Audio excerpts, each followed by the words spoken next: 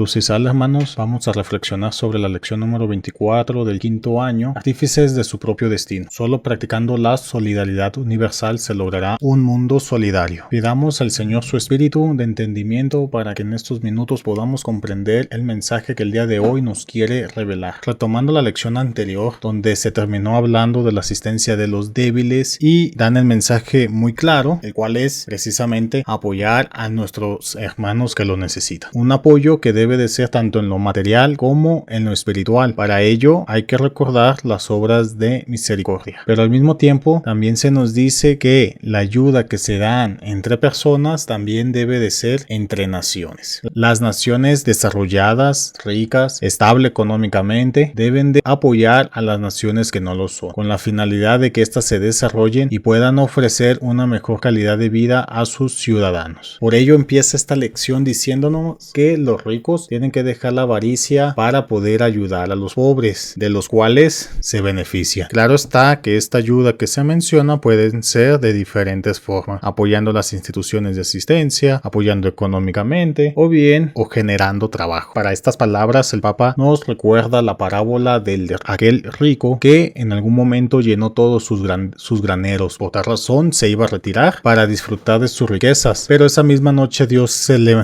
reveló y le dijo: insensato, esta noche has de morir, dándonos a entender que de nada sirve acumular tanta riqueza. Hablando sobre esta ayuda y recordando que nosotros somos seres limitados, muchas veces nos vamos a encontrar limitantes para poder brindar esta ayuda. Por eso es necesario asociarnos con un grupo de personas con la finalidad de que la ayuda se maximice, se aproveche en todo su esplendor. Por ello, el Papa nos recuerda o nos menciona que es importante la participación de estas organizaciones o instituciones de asistencia, ya que dentro de ellas se cuentan con programas que garantiza que la ayuda va a llegar. Y no solamente que va a llegar, sino también que no será una ayuda de un día, sino que irá más allá. Además, estas instituciones cuentan con accesos que a lo mejor como particulares o como individuos no tenemos. El claro ejemplo es lo sucedido en Bombay, que detrás de toda esta institución, toda esta organización, se logró gestionar un fondo mundial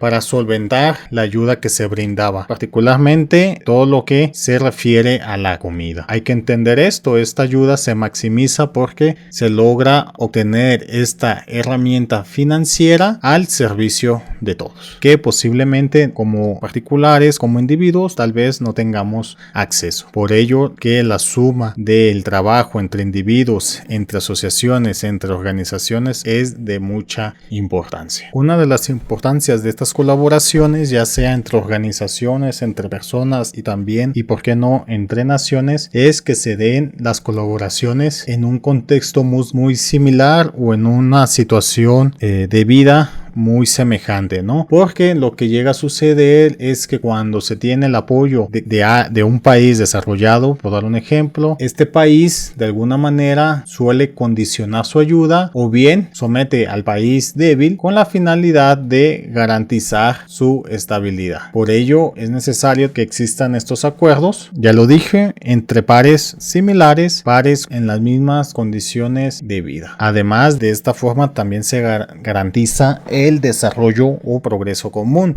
Es decir, a lo mejor al país rico no le interesa alguna situación o apoyar alguna situación en particular del país débil porque simplemente no le interesa, y aquí se pierde un momento de desarrollo para este país. En cambio, si las colaboraciones son más justas, ambos van a ver por un desarrollo mutuo, sobre todo por un bien común, a beneficio obviamente de los ciudadanos. La idea de estas colaboraciones multilaterales son varias. La primera es, obviamente, como todo, como siempre, buscar el progreso para todas las naciones participantes, pero también la idea es que entre más naciones sean, más vigilados van a estar los trabajos que se realicen, con la finalidad de garantizarlo primero. Lo que se buscaría es evitar la corrupción, vigilar que los países hagan lo correspondiente en estas colaboraciones y también vigilar el uso de los recursos financieros, ¿no? Por ejemplo, que si se solicita un crédito, garantizar que este crédito se va a usar para los solicitados. Si se tienen más países participando en esta colaboración, es posible que se cumplan los acuerdos o los objetivos de dicha colaboración, de dicho equipo. Todo esto de lo que nos habla el Papa, siento yo que tiene que ver relacionado con estas cuestiones de las relaciones humanas orgánicas, pero ahora entre naciones, ¿no? Que una colaboración multilateral sea lo más orgánica posible, donde una nación desarrollada ayude a que las naciones se desarrollan bajo acuerdos y tratados justos para ambas partes. Todo esto con la finalidad que los ciudadanos de ambas naciones pues mejoren sus condiciones de vida. Ante esta cuestión es necesario que los acuerdos queden muy claros para evitar confusión y nuevamente todo sea lo más orgánico posible. Todo lo anterior es para impulsar la justicia. Dicho de otra manera o poniendo el contraejemplo, si no hay acuerdos claros, ni justos, ni orgánicos, entonces toda la ayuda entre las naciones desarrolladas y subdesarrolladas o en vías de desarrollo no servirá de nada. Por lo tanto, el Papa pide relaciones orgánicas entre naciones, particularmente en las relaciones comerciales, en las relaciones económicas. Una cuestión importante que hay que entender y tratar de ser lo más justo posible en estas relaciones comerciales son los contextos que viven las diferentes naciones. Por ejemplo, una nación desarrollada por lo general produce servicios y productos derivados de la industria, los cuales son los que exportan y se mueven fácilmente dentro del mercado. Es decir, existe esta compraventa y bueno, el país desarrollado pues sigue progresando. Mientras que los países en vía de desarrollo, en la mayoría de los casos, su entrada económica, su ingreso, está en productos agrícolas y materias primas que se exportan, lo cual ya presenta una desventaja porque los precios en el mercado varían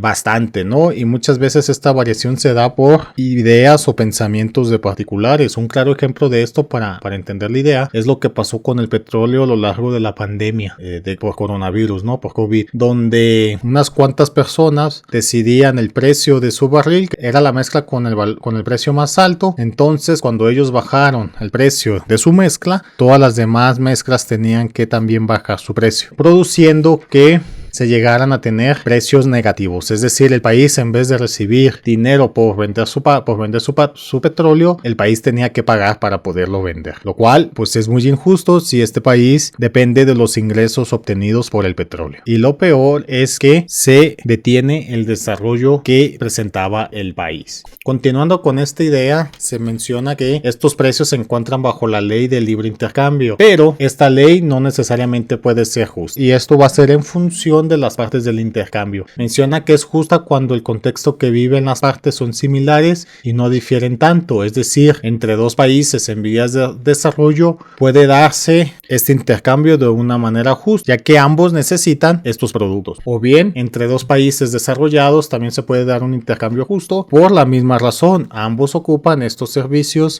cada uno produce. Pero cuando ese intercambio se da entre dos países, dos naciones o dos personas con contextos muy diferentes, siguiendo el ejemplo de los países, un país desarrollado con un país subdesarrollado, puede haber injusticia o desventajas para la parte más débil, porque el país desarrollado es el que pone el precio o lo fija de acuerdo a lo que él crea que es justo, y esto no significa justo para el país en vías del desarrollo. Para este punto, el Papa menciona que si se quiere ver justicia en este tipo de tratados, pues el país desarrollado deberá considerar las leyes internas que tiene el país en vías de desarrollo, ¿no? En el aspecto de que puede servir de referencia. Por dar un ejemplo, si en un país la hora de trabajo es de $10 y producir un kilo de comida equivale a 2 horas de trabajo, un precio justo sería $20. Claro está que hay más implicaciones, que solamente es las horas trabajadas, pero sí puede ser una buena referencia. Otro obstáculo que se tienen en estas naciones es el racismo y nacionalismo, los cuales pueden afectar de maneras muy diferentes, pero al final afectan el desarrollo. El nacionalismo es algo interno de un país y, a mi opinión, se da por el choque cultural entre generaciones. Las generaciones mayores, orgullosas de lo que han construido, defienden con mucha pasión su legado cultural, mientras que las generaciones jóvenes, pues muchas veces no conocen de esta cultura, de esta historia, la hacen menos, al grado de menospreciar dicho legado. Muchas veces ese sentimiento de desprecio se da por influencia de otros países y es a lo que llamamos nacionalismo. La consecuencia consecuencia más fuerte del nacionalismo, creo yo, que es la división entre los pueblos. Muchas veces los jóvenes pues hacen a un lado a las personas mayores de su país, de su comunidad, de su nación, porque ya no piensan, porque tienen ideas viejas, ideas antiguas, no están al día. Por otro lado, tenemos el racismo, que sí son problemas a lo mejor similares, pero se originan en diferente fuente. El racismo, para entenderlo, es un problema muy viejo, el cual se origina por el hecho de pensar y o ser diferentes de los demás. Y cuando se dice ser diferente, aquí se abarcan todos los aspectos posibles: diferentes razas, nacionalidades, creencias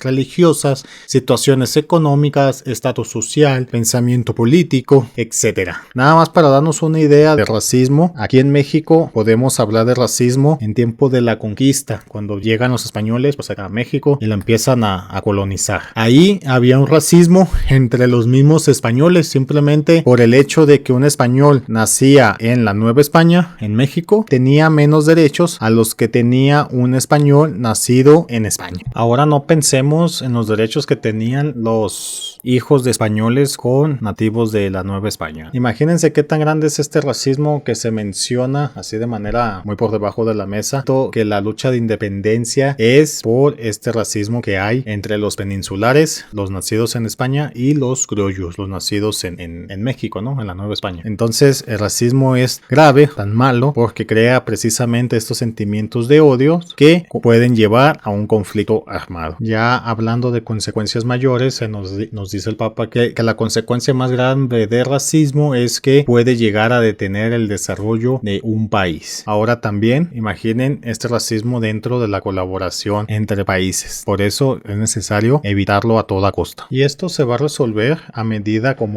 los países y las personas también, obviamente, trabajen en colaboración. Entender que tanto las personas se necesitan entre sí como las diferentes naciones también se necesitan entre sí. Hay una dependencia de yo con el prójimo conmigo, el país en vías de desarrollo con el país desarrollado, y el país desarrollado depende también del país en vías de desarrollo. Por eso es necesario que esta colaboración se dé de lo más sincera, justa, pura, fraterna posible. Es necesario también que día a día, a raíz de esta colaboración, surja una solidaridad entre naciones que están colaborando, pero imagínense si esta colaboración son de muchas naciones, entonces la solidaridad llegará a ser mundial. De la misma manera, pues obviamente este llamado se nos hace a nosotros, en nuestro contexto particular. Debemos de ser solidarios con nuestros hermanos, que las relaciones que tengamos con ellos estén libres de prejuicio, para ayudarnos mutuamente bajo este sentimiento de solidaridad que nos debe de llevar a un sentimiento de caridad, un sentimiento de amor. Esto último es de suma importancia debido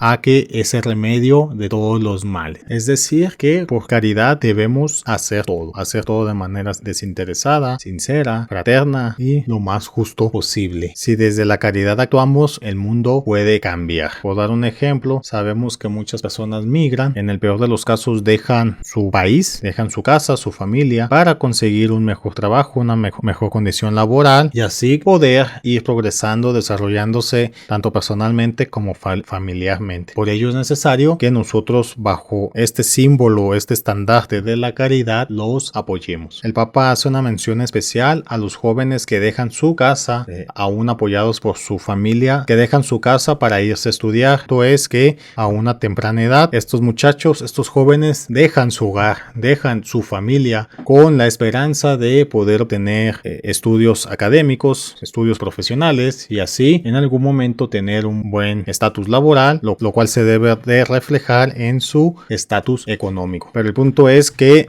a estos jóvenes los debemos de atender también con caridad, con la finalidad de prevenir sentimientos de soledad y abandono, y sobre todo apoyarlos espiritualmente, porque estas personas muchas veces sufren un choque cultural, lo cual puede llevar a perder los valores e incluso la cultura que tienen desde su hogar. Una gran pérdida. Por experiencia puedo decir que esto que menciona el Papa es cierto. Yo me vine a estudiar a la Ciudad de México, soy de Sinaloa, y Y no voy a decir que todo el día tenía estos pensamientos, pero sí una vez al mes me llegaba este sentimiento de en mi casa puedo estar mejor, en mi casa tengo a mi mamá que me está apoyando. Un sentimiento que bien dice aquí nos llega de repente, ¿no? Bueno, como joven nos llega de repente. También menciona el Papa que con caridad hay que tratar a los trabajadores desde la caridad, darles un sueldo justo, motivarlos a la formación profesional para que logren alcanzar un puesto mejor en su trabajo y así mejoren su condición de vida. También se nos dice que la caridad es la base que debe de tener las personas que apoyan en las instituciones bilaterales o las instituciones que apoyan el desarrollo, porque son el ejemplo precisamente de este desarrollo. La caridad también es la base que debe de haber entre las relaciones, en el sentido de que no se pierda la competencia, pero siempre sana, siempre actuando justo, porque si una empresa o un científico, un tecnólogo o un particular, un privado que aporte algo a la sociedad, algo positivo a la sociedad, si no se actúa con caridad, derivado de esta rivalidad, ya no es competencia, puede detenerse esta aportación positiva y no solamente pierde el empresario, sino que también pierde toda la sociedad. Y bueno, hermanos, con esto terminamos la lección, agradeciendo al Señor por los minutos de reflexión que nos da en estos momentos, agradeciendo también por la vida, por un día más de vida, una semana, un mes, ya iniciamos mayo, pidiéndole por las necesidades de cada uno de ustedes, por los enfermos, los solitarios, ya entienden por qué hay que pedir por ellos, los presos, los sacerdotes y también